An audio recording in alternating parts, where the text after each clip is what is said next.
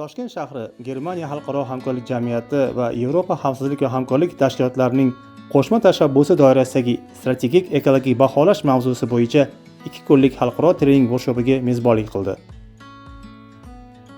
Tadbir BMT Yevropa iqtisodiy komissiyasining strategik ekologik baholash protokoli va O'zbekistonning yangi milliy strategik ekologik baholash qonunchiligi talablariga e'tibor qaratgan holda mutaxassislarning ushbu sohadagi kompetensiyasini oshirishni maqsad qildi. Ishtirokchilar strategik ekologik baholashni o'tkazishning asosiy bosqichlari,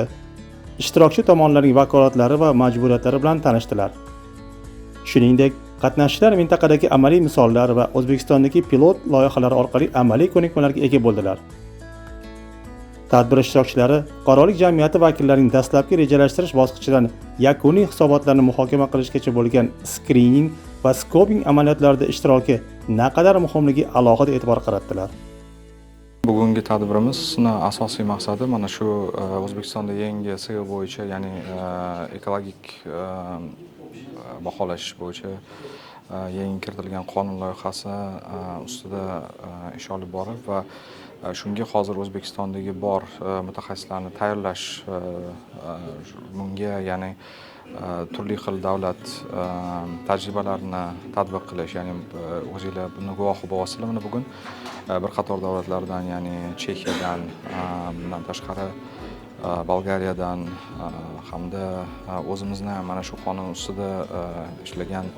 mutaxassislarimizni barchasini shu yerga jamlab, O'zbekistondagi butun ekologik ekspertiza sohasidagi faoliyat yurgan barcha viloyat filiallaridan mutaxassislarni taklif qilib, mana shu yangi qabul qilingan qonun loyihasi bo'yicha, ya'ni nimalarga e'tibor berish kerak, ya'ni bu mavzu O'zbekiston uchun juda ham yangi bo'lgani uchun asosiy maqsad mana shu boyagi ekologik strategik ekologik baholash mavzusi o'zi nimaligi, nima uchun bu narsa 90-yillarda Yevropada qabul qilingan, buni asosiy mavzuda nimalar yotibdi, mana shu maqsadlarni o'z oldimizga qo'yib, ya'ni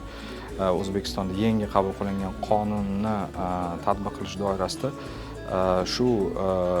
filial vakillariga yengillik yaratish uchun ish boshlab mana shu seminarni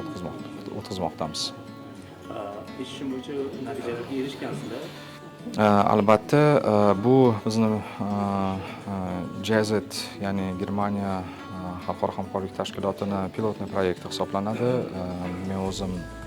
Orolbo'yi mintaqasida ekologik rivojlantirish loyihasini maslahatchisi bo'lib ishlayman va ushbu loyiha doirasida bizda,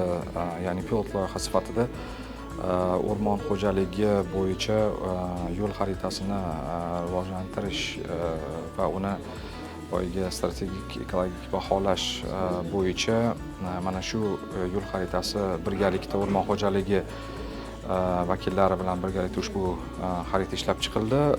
Pilot loyiha sifatida bu ishlar albatta 22-yil, 23-yillar o'tkazildi va mana ko'rib turganingizdek 24-yil ushbu qonun qabul qilingandan keyin mana bu narsani endi hozirgi kunda oddiy so'z bilan aytadigan bo'lsak, hozirgi kungi talabga va binoan qaysi soha nimalarga e'tibor berish kerak va qanday mavzular bo'yicha asosiy